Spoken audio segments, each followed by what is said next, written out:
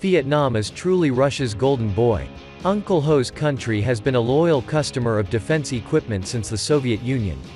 Rosoboronexport CEO Alexander Mikheyev announced that Russia's newest T-14 Armata battle tank is ready for export to friendly countries including India, Egypt, Vietnam, Algeria and Belarus.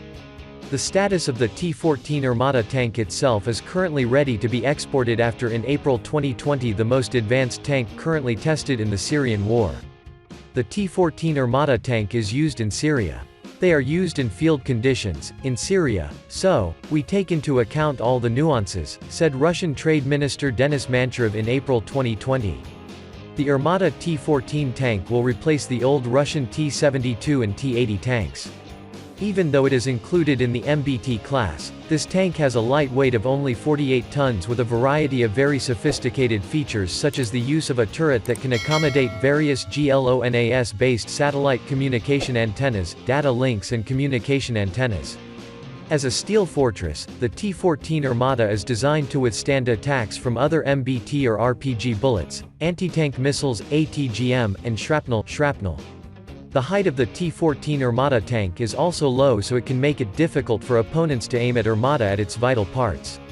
Armata's tank protection capability has also increased drastically because it is also equipped with the nuclear, biological and chemical (NBC) protection system and the use of the Afghanet Active Protection System (APS), which can neutralize the threat of anti-tank missiles, ATGM, and RPGs. For armament, the T-14 Armata is equipped with an unmanned turret with a 125mm smoothbore gun 2A821M, D81TM, equipped with an auto-loader to simplify crew work. The turret carries a total of 45 rounds of ammunition of various types such as high-explosive anti-tank, heat, and AFPSDS, including ready-to-use ammunition. The 2A821M can also fire the 9M119 reflex laser-guided anti-tank missile. Other armaments that complement the Armata are the 12.7mm Cord RCWS and the 7.62mm PKTM coaxial rifle. For future information, the 125mm caliber 2A821M cannon will be replaced by the 152mm caliber 2A83 cannon, which will make the T-14 Armata the strongest tank in the world.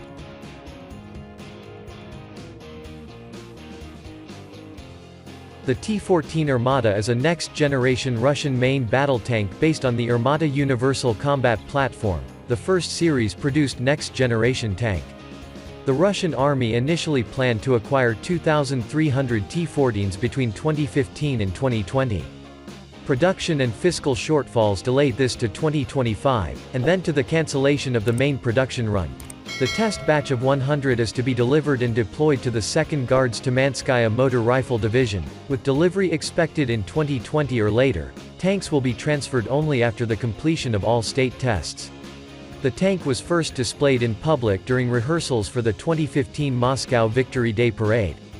During the 2015 rehearsals, one of the tanks suddenly stopped moving, and after attempts to tow it failed, it moved away under its own power after about 15 minutes. At least 7 T-14 Armata tanks appeared in the 2015 and 2016 Moscow Victory Day Parade, 5 in 2017 and 2018.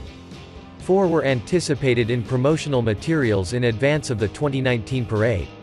The Armata was designed over the course of 5 years, and features a number of innovative characteristics, including an unmanned turret.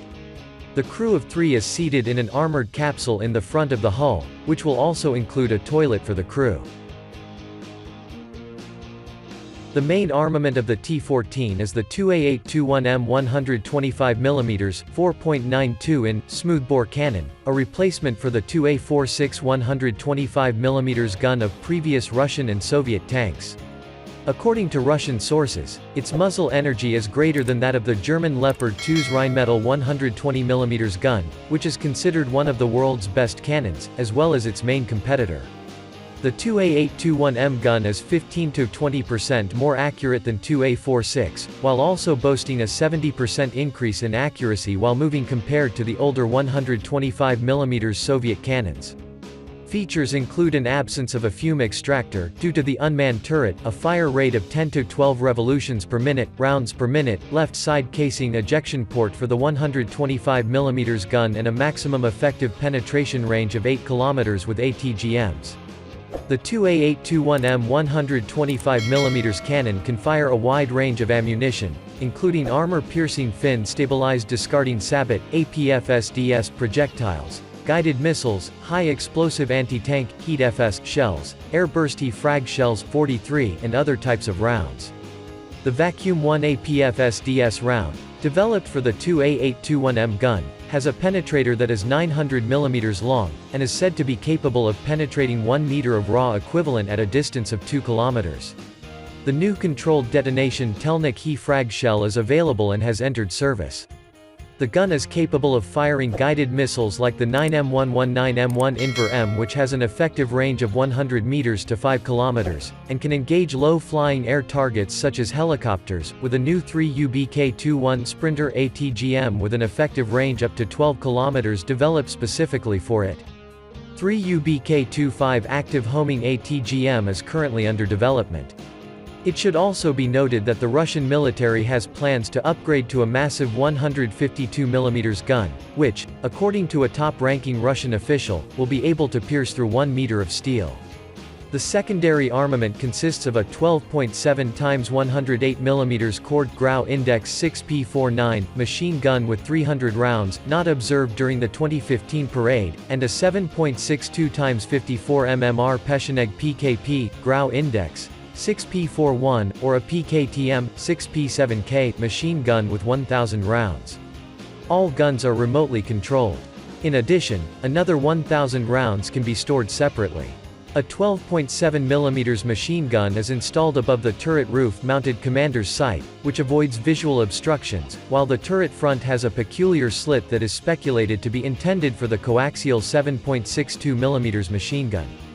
The tank's turret might be fitted with a Shipunov 2A4 230mm cannon to deal with various targets, including low-flying aerial targets, such as attack planes and helicopters.